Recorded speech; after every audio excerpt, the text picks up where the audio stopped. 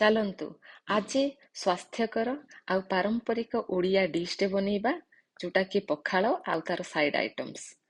ମାଛ ଭଜା ପାଇଁ ପ୍ରଥମେ ମୁଁ ଲୁଣ 1.5 ଚାମଚ, ଲଙ୍କାଗୁଣ୍ଡ 2 ଚାମଚ, ଲେମ୍ବୁ ଫାଳେ ତାର ରସ, ତାପରେ ସବୁ ମସଲା ଗୁଣ୍ଡ ଗୁଡ଼ିକ ଆଉ ଭୃଷଙ୍ଗ ପତ୍ର 2ଟି ଷ୍ଟ୍ରାଣ୍ଡର ପତ୍ର ନେଇଗଲି, 2 ଚାମଚ ଅଦା ରସୁଣ ପେଷ୍ଟ, ହଳଦୀ ଗୁଣ୍ଡ, ଜିରା ଗୁଣ୍ଡ 1 ଚାମଚ, ଧନିଆ ଗୁଣ୍ଡ 1 ଚାମଚ, କଞ୍ଚା ଲଙ୍କା 2ଟି ଛେଚିକି ନେଇଯିବା। ସବୁକୁ ଭଲକି ମିକ୍ସ କରି ନେବା। ଏବେ ପାମ୍ପ୍ଲେଟ୍ ମାଛଟି ମୁଁ ଭଲକି ଧୋଇକି ରଖିଥିଲି, ତା ଦେହରେ କଟ୍ ମାରି ଦେଇଛି ତାକି ମ୍ୟାରିନେସନଟା ଭଲକି ହବ ଆଉ ମାଛ ବି ମସଲା ସାଙ୍ଗେ ଭଲକି ମାଛଟା ଆବଜର୍ବ କରି ନେବ ମସଲା ଗୁଡ଼ିକୁ। ଏପଟେ ମୁଁ ଆଉ କିଛି ଛୋଟ ମାଛ ରଖି ନେଇଛି, ସେଗୁଡ଼ିକୁ ମଧ୍ୟ ସେ ମସଲାରେ ମିକ୍ସ କରିଦେଲି ଆଉ ମ୍ୟାରିନେସନ ପାଇଁ 30 ମିନିଟ୍ସ ଛାଡ଼ିଦେଲି।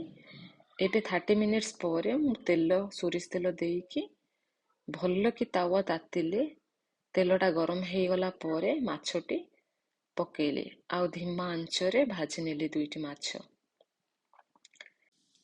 ବର୍ତ୍ତମାନ ସେହି ପ୍ରୋସେସରେ ଆମେ ଅଲଗା ମାଛ ଗୁଡ଼ିକୁ ଯୋଉଟା ମ୍ୟାରିନେସନ ଥିଲା ସେଗୁଡ଼ିକୁ ବି ଆମେ ଧିମା ଆଞ୍ଚରେ ଭାଜି ନେବା। ସେହି ମିନ୍ ଟାଇମରେ ମୁଁ ଆସିକି ଶାଗ ଗୁଡ଼ିକୁ, ସଜନା ଶାଗ ପତ୍ର ଗୁଡ଼ିକୁ ଷ୍ଟ୍ରାଣ୍ଡରୁ ଅଲଗା କରି ନେଲି। ତାପରେ ଏଠି ଶାଗ ପ୍ରସ୍ତୁତି ପାଇଁକା କଡ଼େଇ ଗରମ କରିକି ତେଲ 2 ଚାମଚ ଦେଲି, ସେଥିରେ ସୋରିଷ 1 ଚାମଚ ଆଉ ଶୁଖିଲା ଲଙ୍କା 3ଟି, କଟା ହୋଇଥିବା ଛୋଟ ଛୋଟ ପିଆଜ ଟିକେ ଜଡ଼ିଗଲା ପରେ ବ୍ରାଉନ୍ କଲର୍ ଆସିଗଲେ ଆପଣ ରସୁଣକୁ ଛେଚିକି, ରସୁଣ କଞ୍ଚା ଲଙ୍କା ଛେଚିକି ଦେଇପାରିବେ। ଏଠି ମୁଁ ଖାଲି ରସୁଣ ଦେଇଛି। ତ ତାପରେ ପରିବା ଗୁଡ଼ିକୁ ବି ଆଡ୍ କରିଦେବା। ମୁଁ ସେ ଷ୍ଟେପ୍ଟା ମିସ୍ କରି ଯାଇଥିଲି।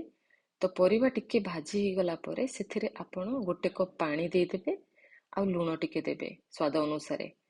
ପାଣି ଫୁଟିଗଲେ ଶାଗ ଆପଣ ଦେଇଦେବେ, 10 ମିନିଟ୍ ସ୍ଲୋ ଆଞ୍ଚରେ କୁକ୍ କରିବେ। ଏଠି ଆମର ଶାଗ ପ୍ରସ୍ତୁତ ହେଇଗଲା। ମୁଁ ଆଳୁ ବି ସିଝେଇକି ରଖିଥିଲି, ଆଳୁରେ ପିଆଜ, କଞ୍ଚା ଲଙ୍କା, ଧନିଆ ପତ୍ର, ସୋରିଷ ତେଲ, ଲୁଣ ଦେଇକି ଚକଡ଼ି ନେଇଛି। ଏଇଠି ମୋର ସାଇଡ୍ ଆଇଟମ୍ ରେଡି, ପଖାଳ ବି ରେଡି।